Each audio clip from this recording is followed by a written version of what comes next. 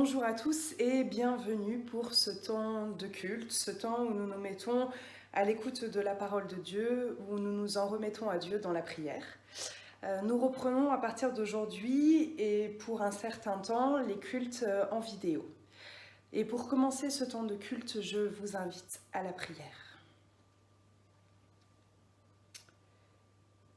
Seigneur, nous nous retrouvons devant toi aujourd'hui le cœur lourd de peur, de colère, d'angoisse avec tout ce qui se passe autour de nous. Nous sommes entourés par des drames de violence humaine, des drames sanitaires, des drames d'isolement et de précarité. Oui, Seigneur, nos cœurs sont pleins en ce moment. Mais aujourd'hui, par cette prière, nous souhaitons pouvoir te remettre tout ce qui nous pèse. Nous savons que par toi, nous trouvons l'apaisement face à la peur. Nous savons que par toi, nous trouvons la sérénité face à la colère. Nous savons que par toi, nous trouvons la paix face à l'angoisse. Tu nous offres tout ce dont nous avons besoin pour traverser ces temps qui se présentent à nous, tout comme tu nous as permis de tenir le coup ces derniers mois. Nous nous tournons vers ton amour dans la prière, nous nous tournons vers ta parole par la lecture de la Bible et nous nous tournons vers la vie que tu nous donnes par ton esprit. Nous demeurons dans la confiance que tu nous guides et nous portes, que tu nous donnes le courage d'appréhender les événements, que tu nous offres la force d'être des porteurs de lumière au milieu de ce monde rempli d'obscurité. C'est la mission que tu nous donnes et c'est celle qui nous fait tenir. Alors merci. Merci Seigneur de nous permettre de choisir la vie et de la vivre quand bien même nous serions contraints.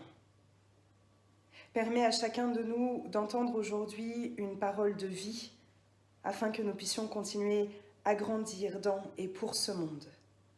Ta grâce et ta paix nous accompagneront tous les jours de notre vie et pour cela, nous te louons. Amen.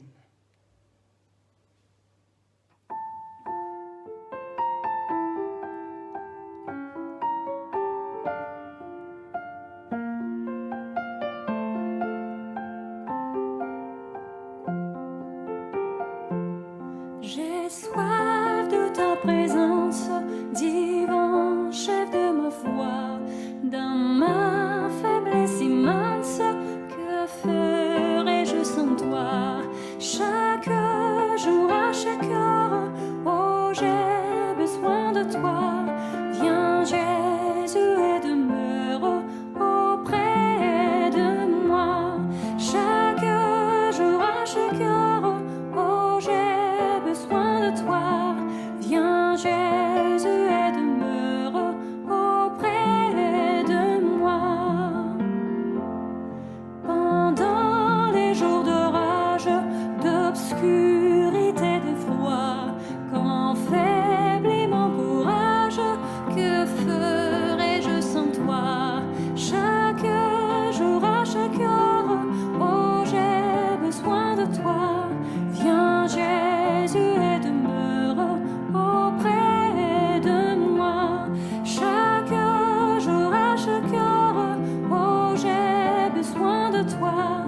Viens Jésus et demeure auprès de moi.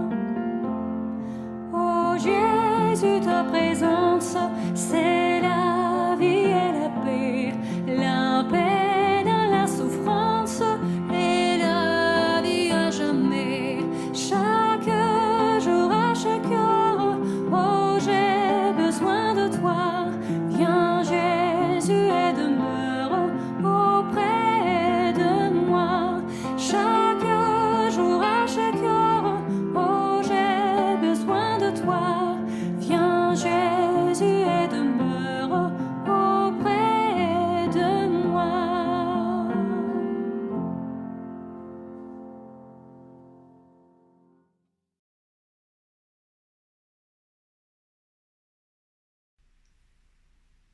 Chers frères et sœurs, si j'ai choisi le texte de la tempête, c'est bien entendu parce que nous en traversons une en ce moment. Nous subissons une tempête aux multiples visages, Une tempête qui affecte le monde dans sa globalité et qui touche intensément chacun de nous, personnellement. Nous nous retrouvons embarqués sur une barque fragile, prise au milieu des flots déchaînés et du vent qui menace de nous renverser. Quand à la crise sanitaire qui nous décime et bouscule notre quotidien s'ajoute la folie aveugle des hommes, il est normal de voir s'insinuer en nous la colère et surtout la peur. Ce matin, j'aimerais que nous méditions sur cette peur dans les tempêtes qui s'abattent sur nous, celles qui nous prennent au dépourvu, tempêtes de doute, de chagrin, tempêtes d'inquiétude, de pauvreté, de précarité et d'angoisse qui nous serrent les tripes. Et pour nous guider, pour nous accompagner dans notre barque et nous instruire, je vous invite donc à lire avec moi un passage de l'Évangile selon Matthieu, au chapitre 8, les versets 23 à 27. Il est dit: Jésus monta dans la barque et ses disciples le suivirent. Et voilà, il s'éleva sur la mer une si grande tempête que la barque était couverte par les flots. Et lui, il dormait. Les disciples s'étant approchés le réveillèrent et dirent: Seigneur, sauve-nous, nous périssons. Il leur dit: Pourquoi avez-vous peur, gens de peu de foi? Alors il se leva, menaça les vents et la mer, et il eut un grand calme. Ces hommes furent saisis d'étonnement. Quel est celui-ci, disaient-ils, à qui obéissent même les vents et la mer? Seigneur, ta parole est vérité. Fais-nous vivre de cette vérité.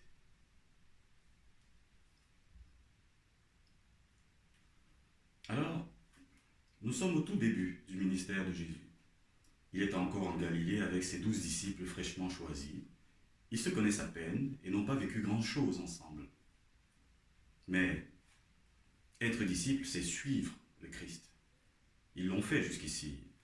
Et en cette fin de journée où Jésus, fatigué, souhaite traverser le lac tranquille, c'est tout naturellement qu'il monte avec lui dans une barque, sans réfléchir, confiant. Ils acceptent de quitter la terre ferme, si familière, si rassurante. Après tout, il n'y a pas de danger à suivre le Fils de Dieu dans une barque quand le lac est calme, n'est-ce pas? Seulement, ce qu'il faut savoir, c'est que ce lac se situe à 200 mètres sous le niveau de la mer, avec des montagnes à l'est, d'où peut venir parfois un vent froid aux conséquences sévères. Effectivement, après quelques journées de chaleur, l'air chaud du lac rencontre l'air froid des montagnes, et ce qui provoque des tempêtes soudaines, imprévisibles. Voilà ce qui est arrivé durant cette traversée que les disciples croyaient tranquille. Une si grande tempête. Et le sol s'est dérobé encore sous leurs pieds. Les tentatives humaines pour lutter contre les éléments sont restées vaines. Ramer et couper l'eau que les vagues déversent dans la barque ou venir à bout des voiles. Rien n'y fait. Même pour les 4 marins qui se trouvent à bord, je parle de Pierre, André, Jacques et Jean, les hommes les plus aptes à lutter contre le tourbillon, qui au bout du compte sont dépassés. Leur technique est limitée. Parce qu'il y a dans la tempête de la démesure, de l'irrationnel, de l'imprévisible et de l'absurde contre l'homme, cet homme qui est impuissant, démuni.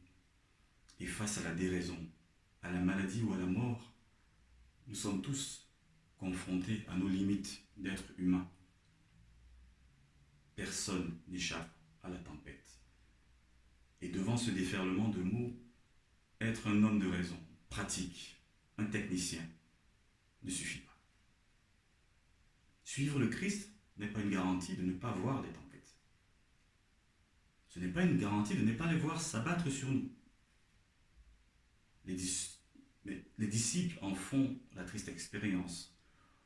Au milieu de la tempête, dans la détresse, la peur s'installe parmi eux, une grande peur.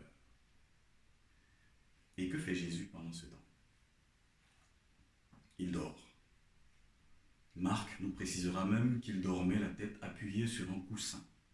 Il est tranquille. Bizarre, étrange. Aujourd'hui, pourtant, notre situation ressemble à celle des premiers disciples. Ces dernières semaines surtout, il y a des tempêtes dans nos vies aussi. Ce sont des tempêtes extérieures qui nous tombent dessus et qui menacent de tout détruire. De même, dans nos vies, personne ne peut échapper au danger de certaines forces naturelles et de certains événements tragiques qui frappent de manière aveugle. Que ce soit le Covid, contre qui nous sommes appelés à nous battre à notre niveau, en suivant les gestes barrières, les précautions sanitaires, ou encore les attentats aveugles qui nous ont tous marqués. Contre tout cela, il me semble bon de pouvoir crier sa détresse au Tout-Puissant. Il me semble juste de lui demander de nous délivrer du danger. Mais Dieu répond-il toujours à nos cris de détresse? Non. Dieu ne nous sauve pas toujours du danger qui nous frappe. Nous n'échappons pas toujours aux malheurs qui guettent nos vies. Et face à la destruction, à la mort, se lève notre instinct de survie, un cri de colère justifié. Réveille-toi, pourquoi dors-tu, Seigneur, réveille-toi. Ne nous repousse pas à jamais. On le retrouve déjà dans les psaumes. Face au tombeau dans lequel l'autre veut nous enfermer, la vie doit se faire plus forte. Et la colère est ce cri qui demande à l'autre de ne pas briser le lien, qui lui demande de ne pas baisser les bras malgré l'incompréhension et les désaccords. En cela, la colère est un espoir de vie, même si, dans cette colère, il n'y a ni vainqueur ni vaincu. Il y a seulement des personnes qui veulent vivre.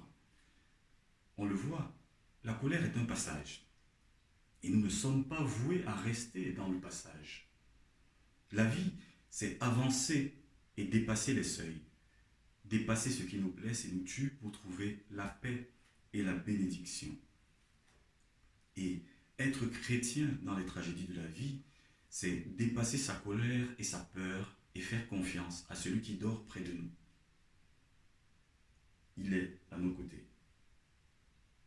Oui, il est à nos côtés, mais parce que notre confiance est faible, notre foi vacillante, nous ne sentons pas sa force et sa capacité à nous soutenir. Pour nous, chrétiens, il est là, on le sait. Mais le doute et les épreuves ont tendance à nous empêcher de le ressentir, de sentir sa présence. Pourtant, nous savons qu'une relation au Christ sans tempête n'existe pas. Que font les disciples dans ce cas précis? Ils sont comme nous, perdus face aux tempêtes de la vie, sauf que quelqu'un est embarqué avec eux dans la tourmente et que sa seule présence va faire la différence. Alors, soudés dans l'action et la prière, les disciples s'écrient d'une même voix: Seigneur, sauve-nous, nous périssons. Une prière belle et simple. Les disciples ont compris que leur salut est de réveiller Jésus, que seul lui pouvait arranger les choses. Magnifique. Et pourtant, pour Jésus, cette prière n'a rien de beau. Elle est le signe d'un manque de foi. Pourquoi avez-vous peur, gens de peu de foi? Ils sont avec le Fils de Dieu, paniqués, agités, alors que lui est calme, serein, endormi en toute confiance. Il est dans la même embarcation, ballotté par les mêmes flots. Dieu est là, au milieu d'eux. Laisserait-il tomber ses enfants? Pas du tout. C'est dans le calme et la confiance que sera notre force. Une force et une assurance que vous puiserez dans la foi, même petite, que vous aurez. Une foi en ce dormeur. Jésus, dormant au milieu d'un ouragan, manifeste ou symbolise l'inaction de Dieu. Il y a donc des temps de silence où le Seigneur, tranquille, laisse faire les déchaînements, laisse se poursuivre l'épreuve. Il y a des temps où le chrétien est amené à se prendre en main avec assurance. Assurance, car le silence de Dieu ne veut pas signifier son absence. Même si vous ne le voyez plus, croyez en lui pour pouvoir changer le monde et apporter la paix. Alors, mes frères, mes sœurs, passons de la peur à la confiance, du doute à la foi, de la tempête à l'apaisement, car Jésus est toujours près de nous. Il est avec nous, tous les jours, jusqu'à la fin du monde. La tranquille assurance que Dieu veille, même si tout paraît dire le contraire, c'est ce que possède le Christ et c'est ce qui lui permet de dormir. Or, cette tranquille assurance nous fait défaut. Le sommeil de Jésus est un acte de foi et son réveil remettra tout à sa place. Jésus réveillé parle et le chaos se dissipe. La parole de Dieu permet de poursuivre le voyage. On peut même revenir aux techniques humaines de navigation. Heureusement que Jésus a fini par répondre aux prières des disciples, comme il finira par répondre à nos prières d'inquiets et d'agités. Heureusement que nous avons sa grâce offerte. Offerte, mais pourquoi faire? Peut-être pour affronter, assumer et traverser les épreuves. Garder calme et confiance dans les grands ébranlements du monde, pour avancer, traverser le lac et les tempêtes, et enfin porter sur l'autre rive la parole qui sauve. Dieu prend soin de nous. Et je vous propose pour finir une anecdote qui est souvent reprise. Je pense que beaucoup parmi vous la connaissent. Celle d'un homme qui faisait toujours le même rêve. Dans son rêve, il se voyait marchant dans un désert aux côtés de Jésus. Et leurs pas s'imprimaient en 2 rangées parallèles dans le sable. À un moment donné, la deuxième rangée de pas disparaît et l'homme comprend qu'elle correspond à celle du Christ, à un moment difficile de sa vie. Alors, l'homme se plaint auprès de Jésus qu'il a laissé seul au moment de l'épreuve. « Mais j'étais avec toi, » lui répond Jésus. « Avec moi? Comment pouvais-tu être avec moi si les traces de tes pas n'apparaissent pas sur le sable? » Mais, et là c'est Jésus qui lui répond, il lui dit, « Les traces que tu vois sont celles de mes pas à moi. À ce moment-là, je t'avais pris sur mes épaules. » Oui, Dieu prend soin de nous. Amen.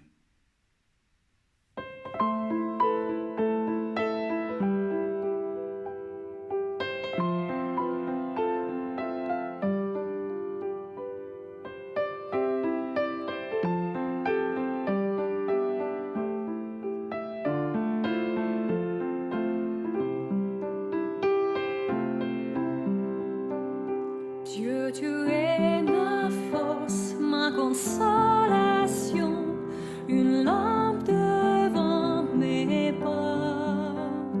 Ta voix a triomphé de l'ouragan, remporté le combat.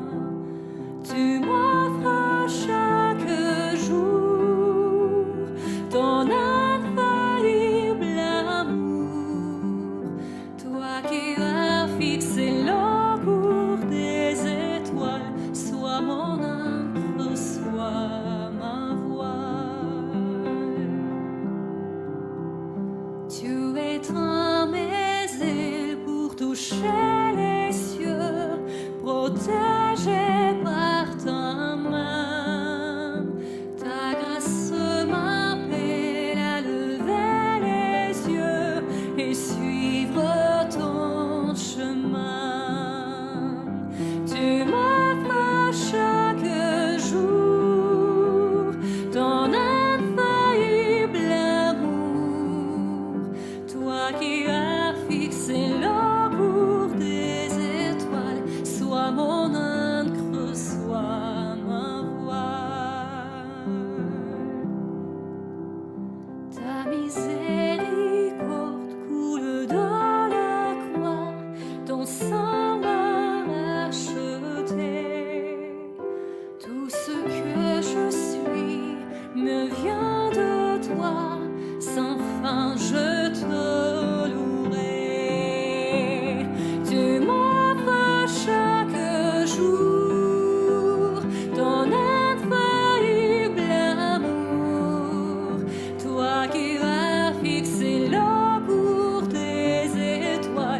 sois mon ancre, sois ma voile.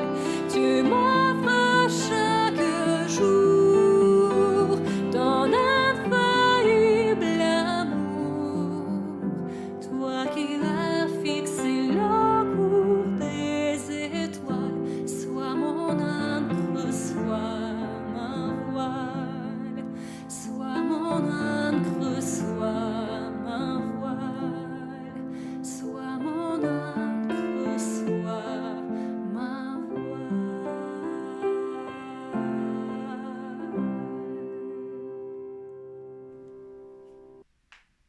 Seigneur, aujourd'hui encore, nous te présentons le monde.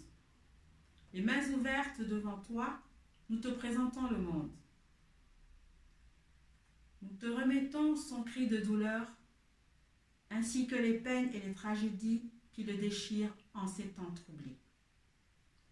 Seigneur, nous te prions pour tous les chrétiens, quelles que soient leurs églises, et pour tous les croyants, quelles que soient leurs croyances. Nous te prions pour tous les hommes et les femmes que tu as mis sur cette terre.